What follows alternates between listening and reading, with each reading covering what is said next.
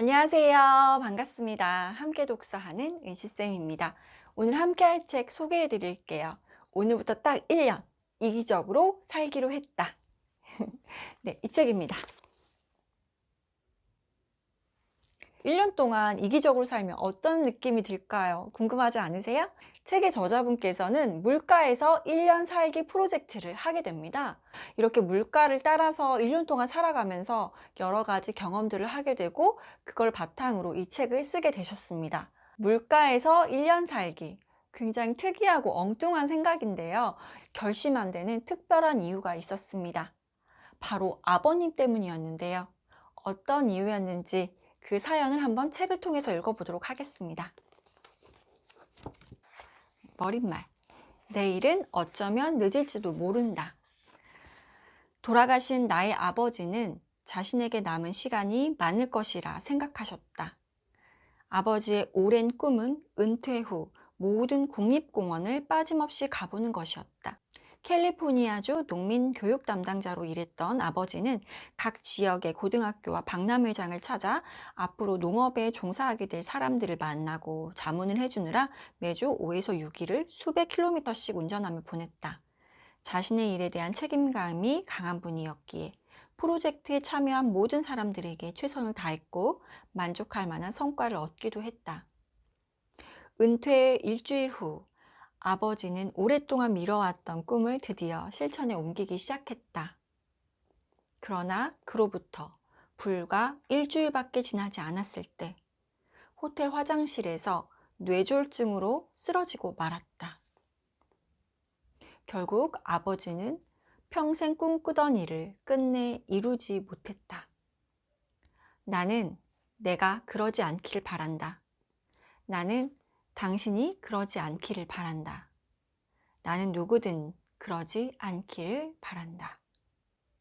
네, 이런 일을 겪게 되면서 작가분께서는 이렇게 언젠간 우리가 할 거야 라고 생각했던 이 언젠가라는 썸데이란 단어는 어쩌면 영원히 오지 않는다는 사실을 깨닫게 됩니다. 네, 그래서 작가분은 결심하게 된 거죠. 내가 언젠가라고 생각했던 그 꿈을 바로 지금 행해야겠다라고 다짐하고 그 일을 실행으로 옮긴 겁니다. 네, 책의 제목에서도 이야기하듯이 이 책은 처음부터 끝까지 내가 중심이 되어서 이기적으로 살아야 한다라고 이야기하고 있습니다.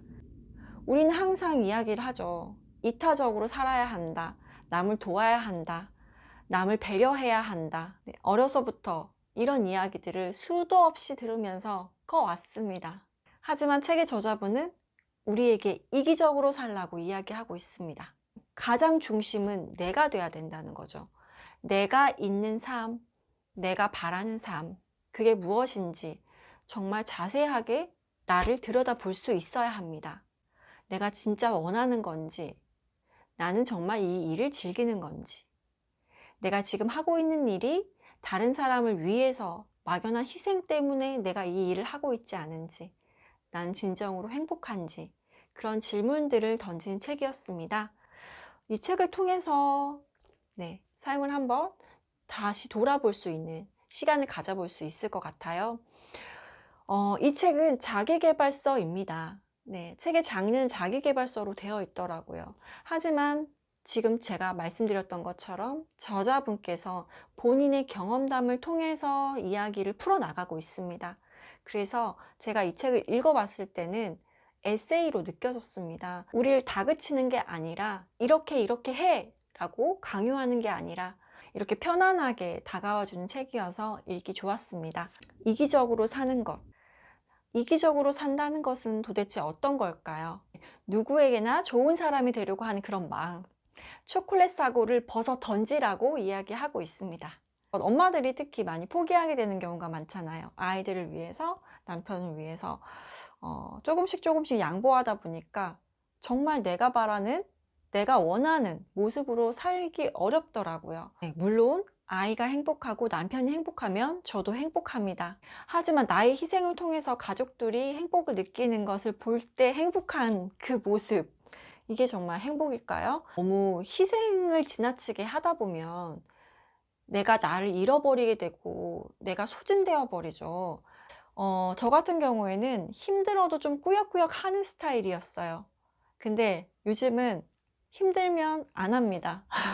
힘들면 좀 해줘 라고 부탁도 합니다. 우리가 이기적으로 산다는 게 남을 배려하지 말라는 게 아닙니다. 남을 배려하고 같이 조화롭게 살되 나의 목소리, 내가 진정 바라는 게 무엇인지, 당장 우선순위가 무엇인지를 잘 따져봐서 꾸역꾸역 참으면서 희생하면서까지 할 필요는 없다는 거죠. 용기를 내야 됩니다.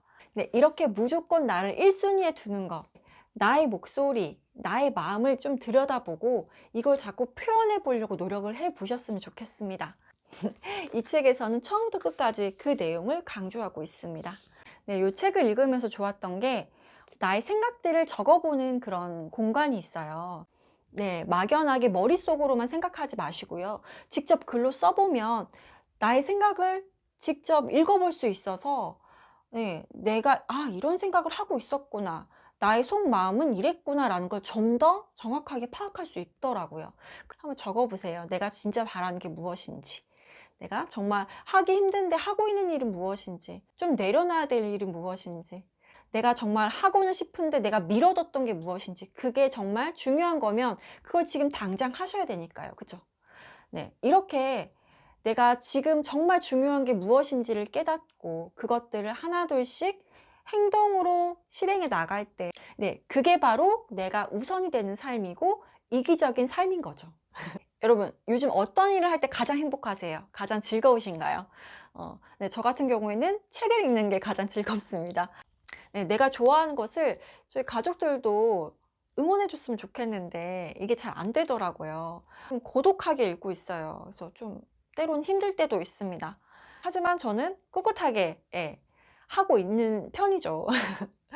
네, 그래서 저도 나름 동기부여를 받기 위해서 독서 모임도 하고 있고, 네, 으쌰으쌰 하고 있습니다. 근데 제가 활발하게 활동하는 이제 모임이 책미사, 네, 책으로 미래를 여는 사람들 그 모임인데요. 예, 이게 성남, 네, 경기도 성남 쪽이라서 제가 지금 대전이거든요. 그러니까, 네, 이렇게 아무래도 좀 거리가 있다 보니까, 네, 좀 뭐랄까, 아쉬움이 있는 거예요. 그래서 만들었습니다. 네, 앱을 통해서 만들었는데요. 소모임, 네, 소모임 앱을 통해서 만들었어요. 그래서 혹시 네, 대전에서 저와 같이 이렇게 독서 모임을 하고 싶은 분이 계시다면 댓글 달아주시면 제가 이 모임에 초대를 하겠습니다. 네, 기꺼이 모셔오겠습니다. 스타벅스의 창업자 하워드 슐츠는 이렇게 얘기했다고 합니다. 같은 목표를 향해 열정을 공유한 사람들과 함께 한다면 무엇이든 해낼 수 있다. 무엇이든 해낼 수 있다. 네, 여러분 함께 하고 싶습니다. 네, 이렇게 나의 마음이 이끄는 대로 내가 즐거운 일을 한번 찾아보시고요. 그런 일을 찾으셨다면 지금 당장 네, 해보십시오. 그냥 해보세요. 네. 네, 언젠가는 썸데이는 영원히 오지 않을 수도 있다고 했습니다. 네, 그리고 분명 나와 같은 생각을 갖고 있는 분이 계실 거예요.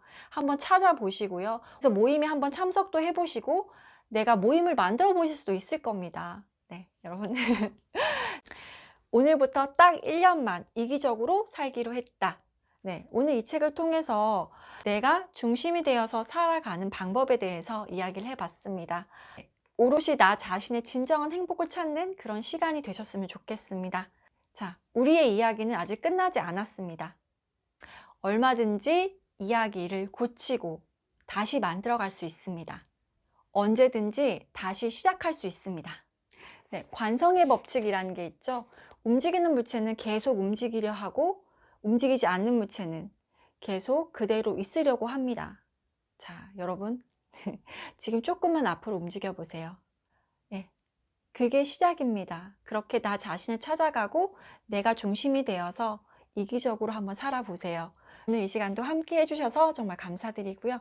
다음 이 시간에는 또 좋은 책으로 여러분 찾아뵙도록 하겠습니다. 좋아요, 구독, 알림 설정 꼭 눌러주시고요. 네, 모두 건강하시고요. 다음 이 시간에 또 뵐게요. 그럼 모두 안녕, 행복하세요.